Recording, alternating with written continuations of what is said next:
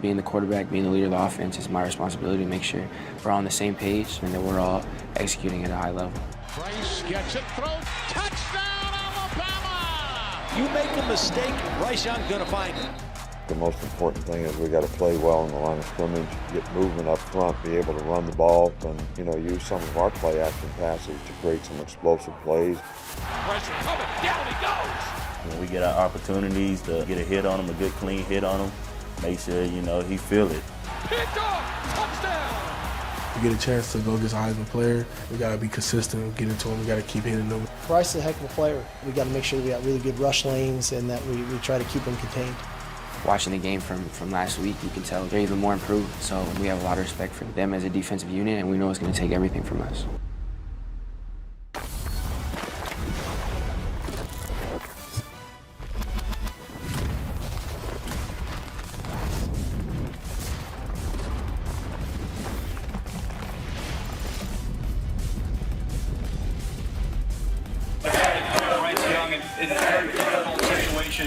I would like to take you guys way back to over a decade ago to the 2010 BCS Championship. It was Texas taking on Alabama in a Crimson Tide win and a Longhorn loss at these two programs in two opposite directions. But now they converge once again deep in the heart of Texas. The top-ranked Crimson Tide here to roll through Austin, but can the Sark-era Longhorns give them a fight? We're going to answer that question and so much more. Welcome to Countdown to College Gameday, presented by Dr. Pepper. Christine Williamson here. My Texas accent is awful. Harry Lyles Jr., how do you feel about it? Is it solid? I mean, it can use some work. Okay, HD, do you want to try? All my exes live in Texas. As you can see, Harry Lyles Jr. has zero Texas swag on him. What's up with that, bro? I mean, look, when they say when in Rome, I'm not in Rome. I'm in Austin, Texas. That's the saying. That's what the saying is. You're supposed to dress. And plus, we're supposed to be objective, brother. You don't see nobody wearing none of this out in Alabama. Look at those natural curls. And plus, yeah, exactly. Thank you, HD. Alabama is also the South, and they wear cowboy boots and cowboy hats. I'm not ruining. You're right. We don't want to mess that up. Yeah, okay, so we start every single show with three big things, and since we're here, I'm going to let you start things off, Lyles, because I feel like you have something specifically for this matchup. I mean, for me, it's Bijan Robinson against this Alabama defense. This Alabama defense was fourth against the rush last year, allowed 86 rushing yards per game. Bijan Robinson is not just the best player on Texas, he's one of the best players in the country. Yeah. For them to be in this game as 3 touchdown underdogs, he's going to have to be great, not just because he is their best player, but because he's going to have to take pressure off of Quinn Ewers, right? Yep. This is his second college football start, and he's going to be going against one of the best defenses he's ever going to see, right? I mean, we're talking about a defense with Will Anderson, Jordan Battle, plenty of guys that are going to give them fits. He's got to have a big day if they're going to have any shot in this one. Yeah, I like that. HD, you agree? Yeah, for me, when I look at Texas, Quinn Ewers, for me, he's going to have to be a guy. We understand what Bijan Robinson is going to be able to do. But Quinn Ewers is going to have to throw with anticipation, hit people when they're wide open, but also when they're not wide open. This defense, if you hold that football for one more second, that's one more second. Will Anderson Jr., a guy who can potentially win the Heisman Trophy, is going to be able to get back there and sack you as well. Okay. I'm going to go to the Pac-12 because, and we have to take away from last week. That's later in the show, but I'm not going to talk about that. I'm going to talk about the fact that going into the season, everybody had their eyes on Lincoln Riley at USC, and the reason was obviously because he was a new coach. They paid him $1 million bajillion. They gave him a new house. They gave him a private jet. They gave him everything, and now they are the only chance, in my opinion. I mean, obviously, Utah is still ranked, but they did take an L last week, right? So USC, Caleb Williams, Jordan Addison, all of those guys have to be the ones to come out of the Pac-12 before they obviously go to the Big Ten. If they want this conference to be relevant, that is just my personal opinion. HD, I know you had Utah coming out of the Pac-12, but do you agree with that? Yeah, but they're not done.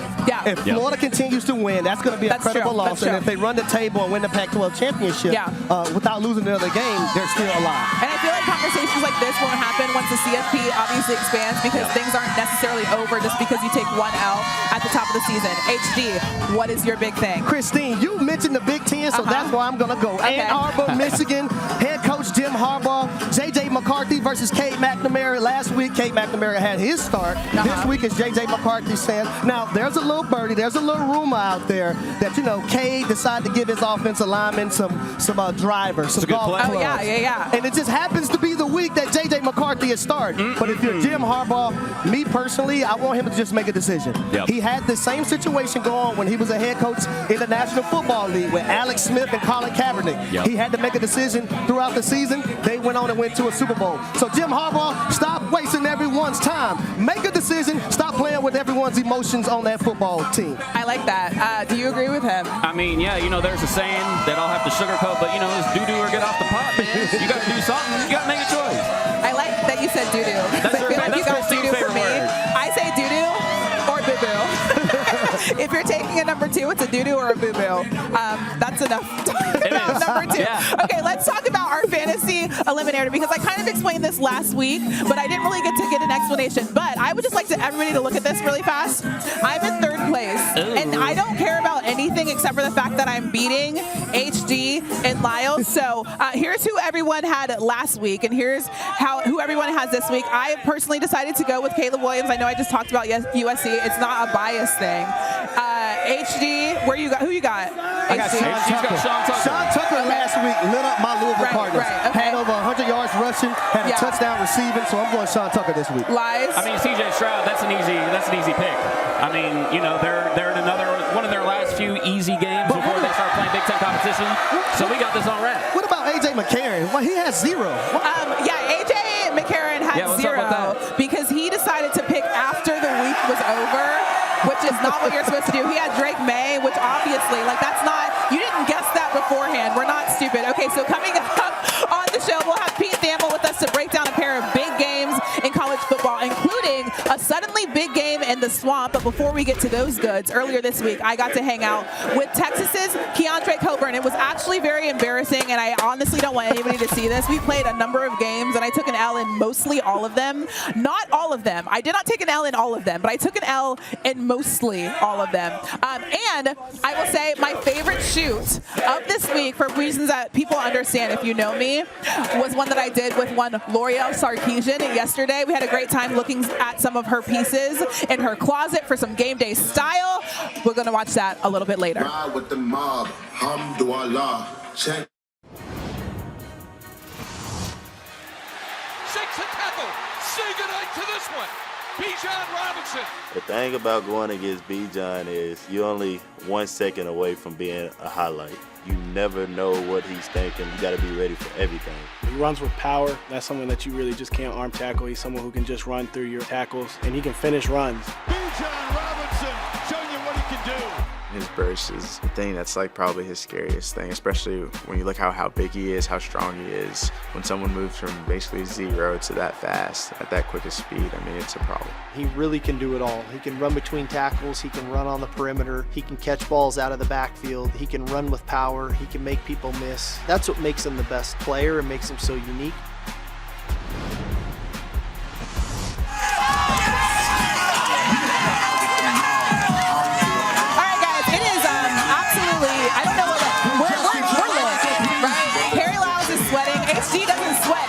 He doesn't sweat.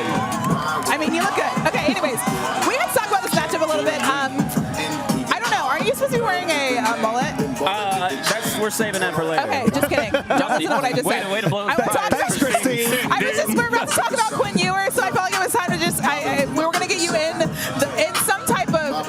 I'm gonna work on it. Are we supposed to have a surprise party for you, Harry? I mean, she just blows it. Okay, anyways, Lyles, I'll ask you this, even though you don't have your surprise on. I appreciate what did you see from Quinn last week? I think you saw what you needed to see. Obviously, you can't really make hard judgments out of him from that particular game because this is his first real contest. It just so happens to come against one of the best teams we're going to see this year at all. But he started off slow, had 8 straight completions at one point. ULM's defensive coordinator said, hey, we threw a lot of looks at him. He took them well, so that's good. But ULM and Alabama are 2 very different things. The way that Alabama's going to be able to defend him is going to be much different than what ULM was. So I think given who they're playing this week in Alabama, you'd like to see something different. But, you know, we'll see how it goes. Do you agree about Quinn? Quinn Ewers is going to have a big game. If he is not consistent, if he does not go with anticipation, it's going to be a long day. When I mean long day, ladies and gentlemen. I don't know what just got into him. I do want to ask you, though, about a running back matchup that you've had your eyes on for a very long time. Bijan Robinson versus Jahmyr Gibbs. Obviously, we're going to get that today. What are you looking at in that matchup? Well, when you look at a guy like Jahmyr Gibbs, he can do it in the pass game, in the run game. He has the home run speed to hit everything. You do it on special teams. Bijan Robinson, he is the best running back in the country. He will be a top 10, top 12 pick in the NFL draft. You cannot tackle him with one person. You must game tackle him. So I know that's one of the things Nick Saban is preaching to his defense. But that's not the unique thing about these two guys. These two guys happen to have the same running back coach. Jahmyr Gibbs, the sharp choice, who is now the Texas Longhorns running back coach, coached him at Georgia Tech, is the main reason why he went to Georgia Tech. And then Bijan Robinson right here with the sharp choice right now. He's the guy that's going to hold his players accountable. He's going to make sure they do what they have to do. He's going to make sure they become better men.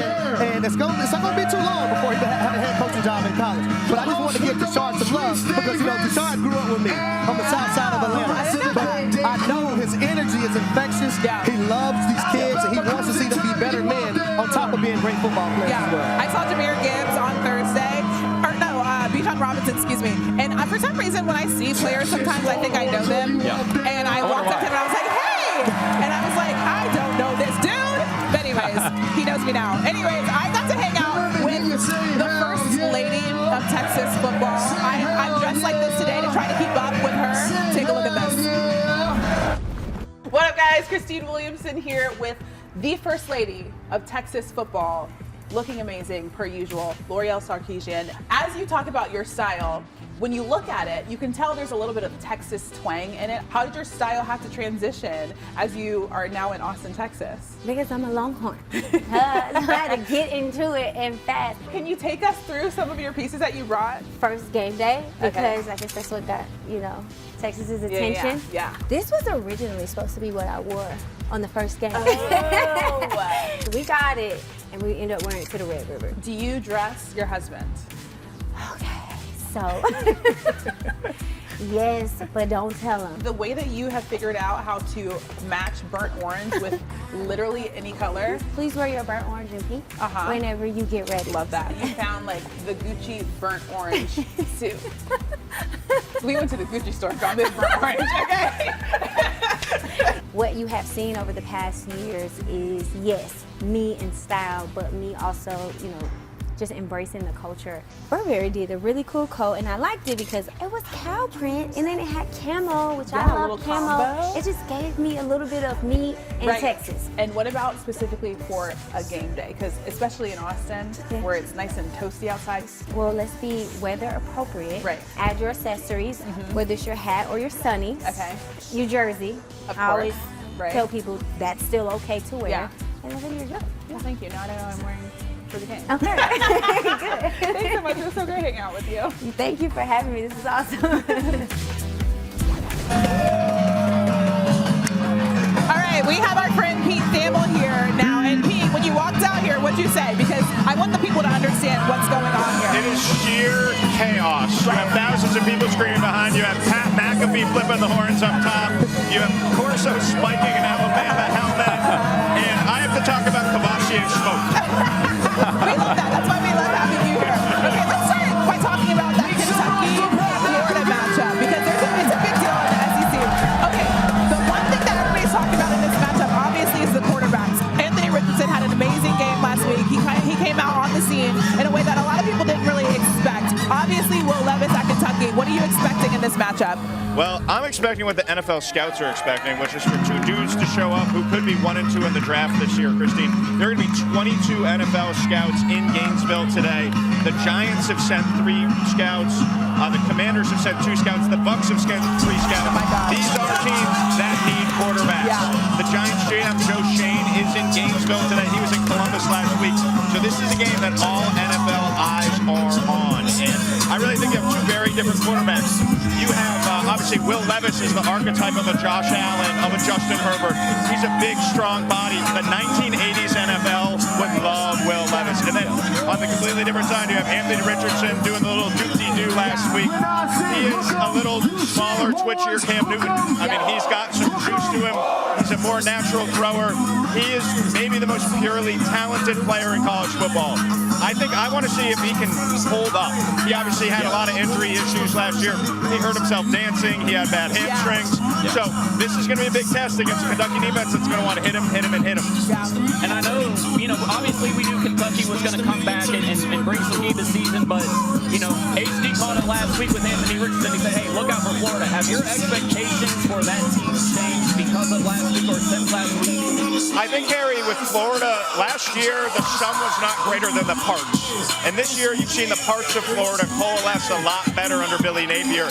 And I really think when you look at Florida from the big picture, there's more talented there than I think was perceived last year. I think Billy Napier has given them a classic first-year energy jolt. And there's some talented players, especially on the D-line. If there's one area to watch today, Kentucky's offensive line did not hold up well against Miami of Ohio. That does not hold up well against Florida of Florida. Now, I think that's big. A guy who had an impact in this game last year, Chris Rodriguez, he's not going to be out there. Do you think Kentucky is going to be able to rush the football effectively with that offensive line having those questions in week one? I don't. I really think Kavasier Smoke is going to get a majority of the carries today, but I really think Will Levis is going to have to get rid of the ball quickly, and there's going to be a lot of short passes and bubbles to mitigate that pressure up the middle. A name to watch is Dane Key, freshman receiver from Kentucky. He had a breakout year last year. He's a local kid from Lexington. He was not a big recruit. They really love him in the Kentucky program, and they feel like he can make an impact on Saturday. They also have transfer Tavion Robinson, who came over from Virginia Tech. Had a big game week one, over 100 yards. Look for Will Levis to get him the football, too. All right, that game at 7 p.m. on ESPN. Okay, we got Tennessee taking on Pitt, number 24 taking on number 17. That game's at 3:30 on ABC. This is the Vols are ranked for the first time since October of 2020, and Josh Heupel's squad is putting up a 45 games in 4 straight games. But Narduzzi has won twice in a row versus Heupel, beating him in 2019 in Pittsburgh and last year. What are you thinking? How do you feel about Narduzzi's squad this season? Well, I really feel like this is a matchup of one of the better offensive minds in Josh Heupel and one of the better defensive minds in Pat Narduzzi, Christine. And I feel like having played this system now 3 times since 2018 gives Pitt an advantage on how to slow it down. They're not going to be stunned by the speed. They're going to be able to adjust to the tempo. They're going to understand the four-vert way of UCF and then Tennessee. So I really think that Pitt is going to be prepared. Having a big game under their legs is going to help them. And their defense, it's like different than playing West Virginia, which is a totally different style. So I like Pitt at home today.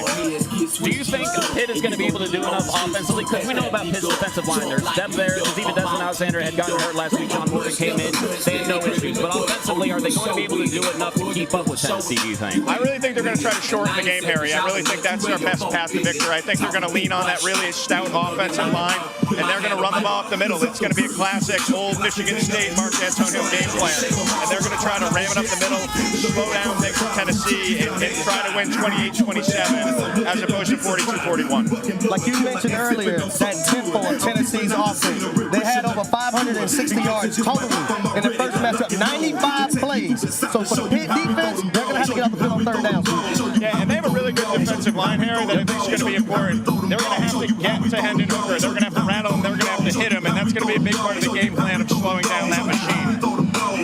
As I mentioned, that game 3:30 p.m. on ABC. Pete, you said you were a little upset that we were dancing before you came on. Do you want to bust out a move right now? I save it all for TikTok. I don't want to give it up now. Okay, that makes sense. That makes sense. Got to keep something. Come on, Pete. Go, Pete. Okay, so we're going to dance with him. Thanks, Pete, for stopping by. Coming up on Game Day at 10 a.m., our guy who's now dancing, you can't see him, Pete Thamel, will have an update on the Jackson, Smith, and Jigba and the latest with the Michigan quarterback battle. That's the conversation we've all been having. Then at 10:15 a.m., Holly Rose sat down with USC's Caleb Williams on his decision to follow Lincoln Riley on that private jet to Southern California. I feel like that's an easy decision. Then at 10:35 a.m., we'll hear from Billy Napier and a breakdown on the big game in the Swamp today. And then at 11:10 a.m., our guy Gino has a story on what one former member of Saban's staff calls the Nick Saban Witness Protection Program. I'm most interested to see what the heck that is. Okay, it's time now to look at who has the fans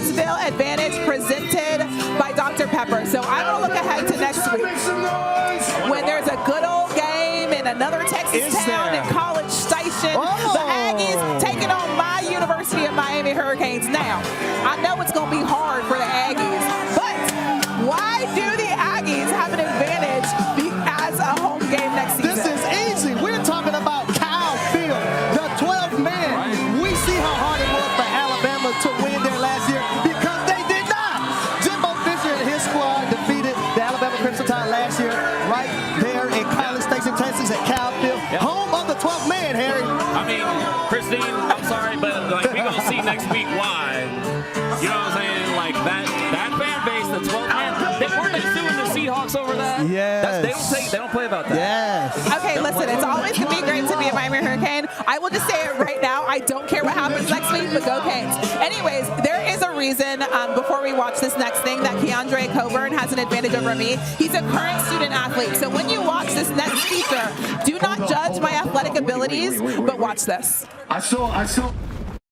Hey guys, Christine Williamson here on the campus of University of Texas. And the football team just got a brand new players lounge. I'm about to go play Keondre Coburn in some games, hopefully hand him some L's. We'll see how it goes.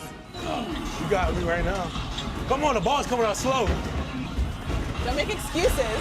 Don't make excuses. Okay, I look very unathletic today. I promise. I was an athlete. 6. Was that a snort?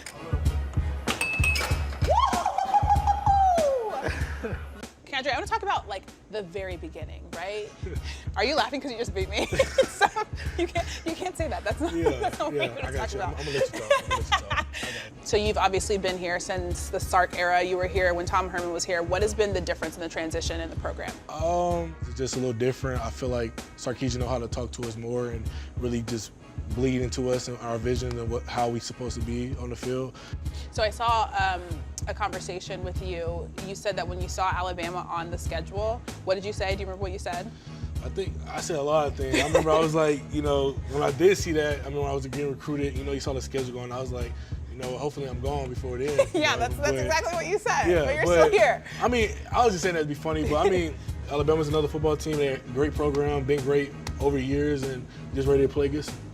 If you go out there like you went out here today against me, I think you guys will be good. I don't know.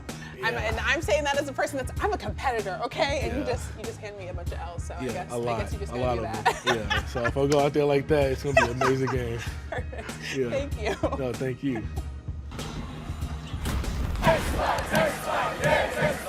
Okay, listen, I just want everybody to know he did whip my tail. However, the scoreboard doesn't necessarily describe what exactly went down. That's all I have to say. It's never your fault, Christine. Yeah, okay, Christine. If I had some more practice, I won the motorcycle game. We need you to do better and represent this group the right way. Seriously, right. Bye, Harry. You're not going to embarrass Anyways, our let's talk about our takeaways from week 1 really fast. Mine is super simple, right? I talked about it at the top of the show in my big thing. I keep calling it my big 3, but in my big thing, it's basically that the Pac-12 is boo-boo. And now I obviously know, like I said, that Utah isn't exactly boo-boo. First of all, I didn't expect they actually put boo-boo on the screen. I put it in the rundown, and apparently they just take it word for word. We talked about boo-boo at the top of the show, so that's why.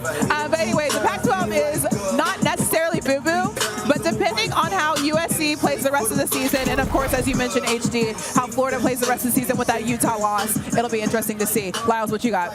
For me, the Ohio State defense is going to be enough to get them to the playoff. We saw it on Saturday last week. When you're playing against a top 5 team like Notre Dame, I know that's not necessarily an offense that scares people, but when your offense is struggling like theirs was, your top receiver, Jackson Smith and Jigba's out, your defense needs to be able to be your safety blanket. That defense was not a safety blanket last year by any stretch of the imagination. They showed us that they've got enough to be able to do that this year. And my biggest takeaway is Clemson really a top 5 team? In my eyes right now, no. You look at their offense, Harry, I was able to be at that game up live and personal and close. And the Clemson offense struggled. If it wasn't for a block punt, I don't know if their offense would have ever caught their groove. So can DJU, can he be the guy, or are we going to say Cade Kubernet sometime soon? Are you going to, what's his name? DJU. What's his whole name? DJU. Uyunglele. DJ Uyunglele. We got it. It's fine. Okay, so obviously we're talking about Clemson. First, before we talk about Dabo, I do want to ask you, Lyles, what did you see watching Clemson last week? Look, I hit up the group chat, right? I was like, yo, what's going on? I don't care how how, like, what kind of year Clemson's in, Georgia Tech went 3-9 last year. We're talking about 2022 Georgia Tech. We're not talking about Paul Johnson, Georgia Tech. It's not a good team. I am willing to take some of this off of DJ's shoulders because I think it's become obvious the line that he's working with is not what they've worked with in the past. They were terrible. Their weapons are not what they've been in the past. He did make some good plays in that game, but this is a team that's got to figure it out. Right. Because I don't care what the situation is. You cannot look like that against that Georgia Tech team. Right. As you said last week, HG, they kind of look like a JV team. I'll say varsity. High school varsity team. Because me and Lyles watched a high school team last week. About the same. I do want to mention, too, let's talk about Dabo a little bit. Because he just signed a 10-year, $115 million deal. And as you know, American legal USD. dollars. So Dabo said this spring, as a lot of coaches have kind of said, that he's against anything that devalues education and wouldn't apologize for being successful. And then also compared himself and his compensation to the Delta CEO and his players to baggage handlers. And we've had a lot of conversations about coaches not wanting players to really make that much money for there to be a cap on NIL deals.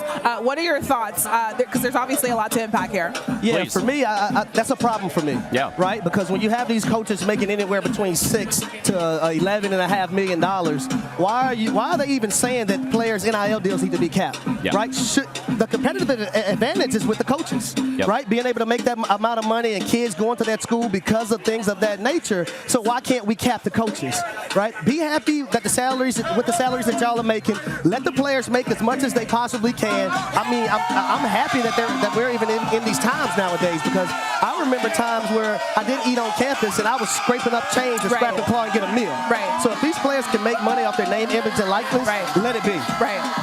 I mean, I can't say it any better than that. To me, it's patently obvious that this is just something that should not be a problem, right? We're talking about money that's coming from a third party.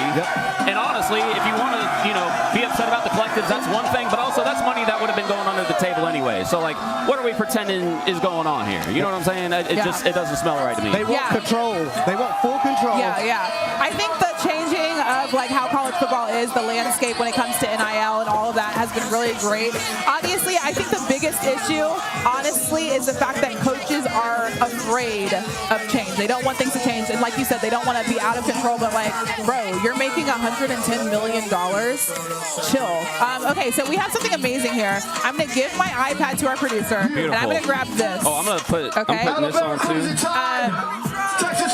Thankfully, I don't want to mess up my hair, so I'm not. I guess I'm messing up these beautiful curls. America, I'm doing this for you. This is a Quinn Ewers mullet. I'm not putting that all the way on. It doesn't look great. This also is Bijan Mustardson. It's Bijan Dijon. It's his Dijon mustard. Now we have these hot dogs, right? And the mustard has been applied to the hot dog, underdog style. You guys want some hot dogs? Okay, so it's been applied underdog style, which means it's under the dog. I don't know if you can actually see it. This is a great breakfast, by the way. So what do you guys think? I honestly, I heard that this is sold out everywhere, so I'm going to try to put this in my pocket. But what do you guys think about the dogs? Oh my God, Harry Lyles. And so, this freaking... ruining my curls. You look amazing, bro. You look good too, but I'm so confused. How's Bijan Dijon? Is it solid? The mustard? Can you taste the mustard? Is it in here? I'm gonna put some like on this and lick it. Is that weird? They're good. It's pretty solid. This. Bijan Robinson is gonna show up today. Quinn Ewers, we're not putting on this damn mullet for no reason, my man. I know, bro. We need you to show up and show out today to even give Texas an opportunity to win today, baby. Great okay, team but cover. my question, do you think that they actually have an opportunity? How do you feel about their chances today? Roll Tide. Roll Tide. Is that your Texas accent? Roll Tide, baby. Roll damn Tide. Roll Tide. What do you think, Lyles? About what, the hot dogs or Texas's chances? No, Texas. First about the hot dog. Let's talk about the hot dog first. You just spit on me, so let's talk about the food that you just spit on me. I mean, it's a little early for this. I'm probably going to wash this down with some coffee, too. Ew, that sounds disgusting. And I'm still spitting up. Okay, you got Alabama. Who you got? Texas, Alabama? Alabama. What do I look like? Okay. Roll I got Alabama, too. Roll Tide. Actually, you know what? Keondre yesterday beat me. I'm going to just give them the dub today just because I feel like being different. All right. Thank you guys for here next week. Holla! Prove that this time Texas is